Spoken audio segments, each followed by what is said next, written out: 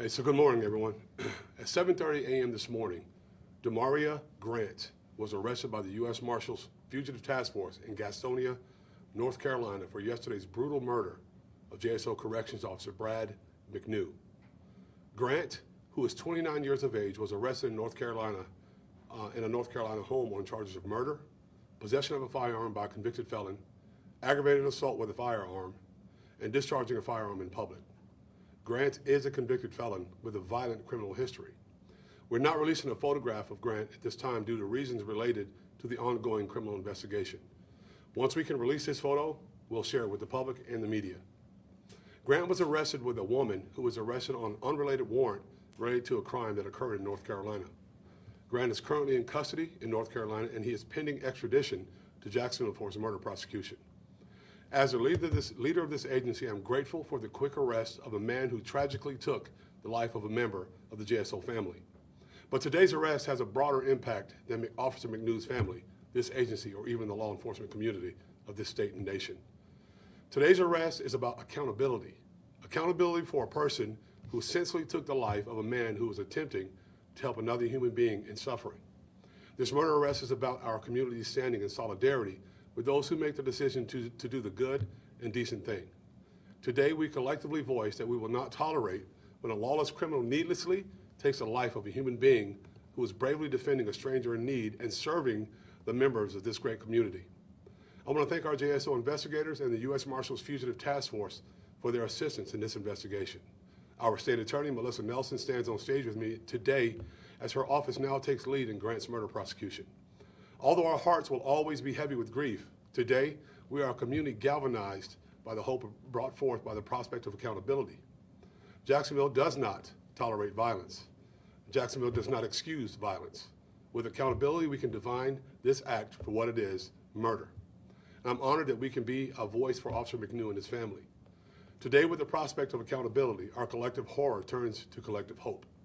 At this time, I will take any questions that you may have or that I can answer at this time. Chief, can you talk about the resources that went into finding Grant and locating him there in North Carolina? A lot. You see him on the stage. There's the U.S. Marshals Task Force, many JSO investigators, the state attorney's office, who is a great partner of ours, and a lot of hours of very hard work.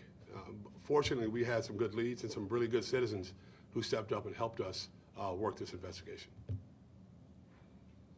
then, Chief, more about Grant specifically. Obviously, the crime happened here in Jacksonville, Florida. Is he from North Carolina? Do we know why he was in this area?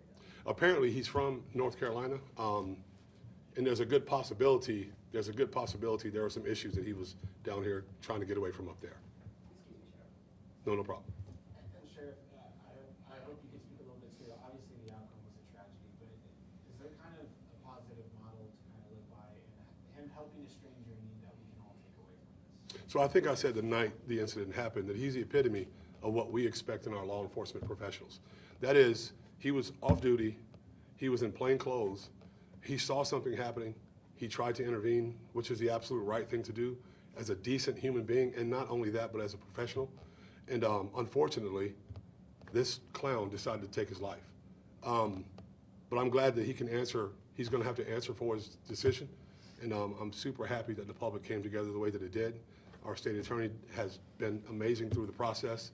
Our investigators, the U.S. Marshals Task Force, and that's not to say anyone's better than anybody else. This was a collective effort.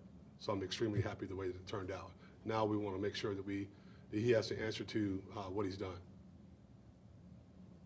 Yes, sir. When you all arrested Grant, was it an easy takedown, or can you walk us through what that was like? It was,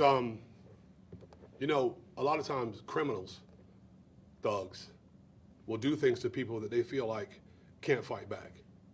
But when he was faced with the U.S. Marshals Task Force, didn't want to fight. So he was taken into custody safely, securely, without further incident. And I'm just happy that he was. And I'm thankful to the Marshals Task Force for doing such an amazing job. Will the woman be charged with anything in relation to this? We'll see. That's a part of the ongoing investigation. And our detectives are on their way up there now to start the interview process.